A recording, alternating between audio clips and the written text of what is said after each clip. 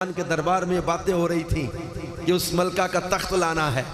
وہ 80x60 یا بعض نے لکھا کہ 80x40 80 گز ضرب 40 گز کا اتنا بڑا تخت اور اتنی دور حضرت سلیمان کے دربار میں لانا ہے. قال الذی عندہ علم من الکتاب، علم کی شان بھی سمجھنا، علم کا مقام بھی سمجھنا.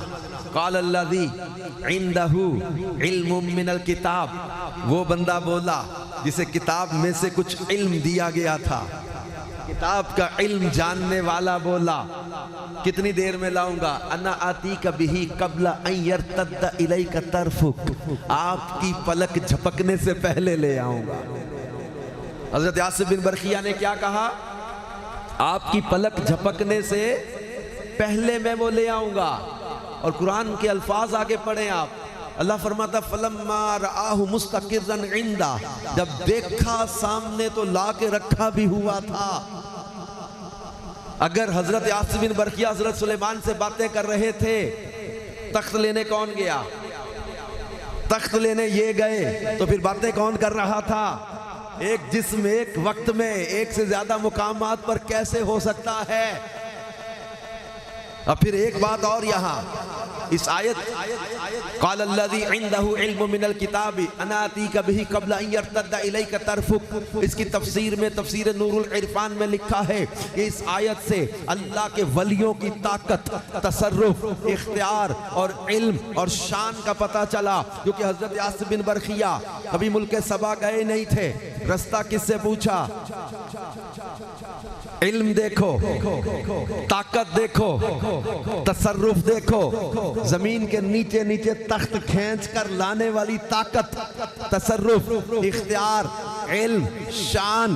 پھر ان ساری چیزوں کو بیان کر کے پھر ہمارے علماء یہی پوچھتے ہیں کہ جب حضرت سلیمان کی امت کے ولی کی شان کا یہ عالم ہے تو پھر میرے مصطفیٰ کی امت کے ولیوں کی شان کا عالم کیا ہوگا؟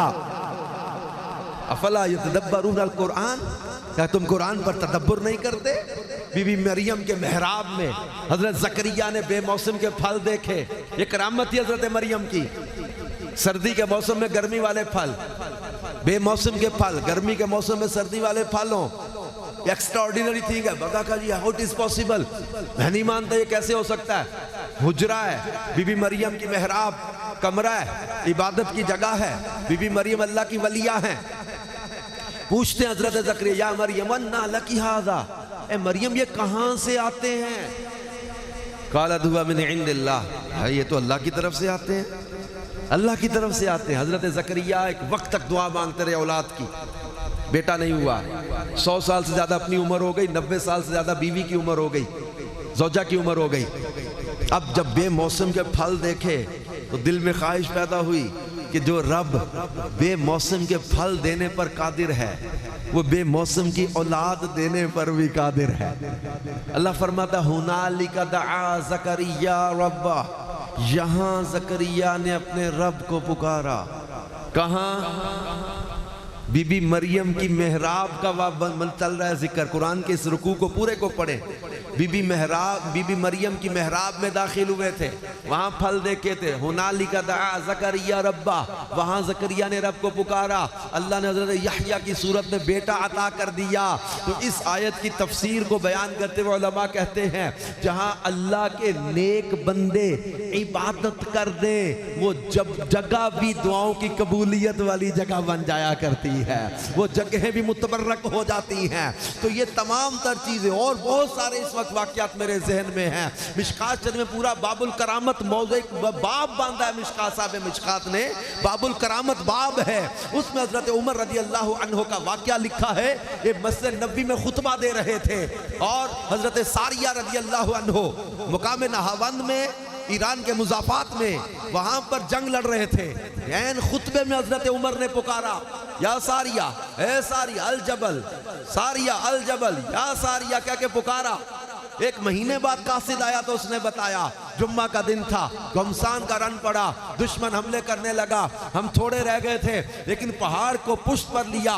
اس وقت جب کسی نے آواز دے کر کہا یا ساریہ، اے ساریہ الجبل، پہاڑ کی طرف سے ہو جاؤ، تو ہمیں ایک آواز نے متنبع کر دیا، حضرت ساریہ پہاڑ کو پشت پہ لے کے حملہ کرنے لگے، اللہ نے فتح عطا کر دی۔ لوگوں نے پوچھا یا امیر المومنین حضرت ساریہ تو موجود نہیں، آپ کس کو آوازیں دے رہے ہیں؟ فرمایا میں تمہارا امام ہی نہیں ہوں، میں مسلمانوں کا امیر بھی ہوں، مجھ سے دیکھا نہ گیا، حضرت ساریہ کے لشکر کو گھیرے میں لیا جا رہا ہے، میں نے آواز دے کر کہا ساریہ پہاڑ کی طرف سے ہو جاؤ، تو حضرت ساریہ کو آواز دی، مدینے سے حضرت عمر دیکھ بھی رہے ہیں، آواز دے رہے ہیں، حضرت ساریہ سن بھی رہے ہیں۔ تو پھر سوچو یہ شان ہے خدمتگاروں کی، سردار کا عالم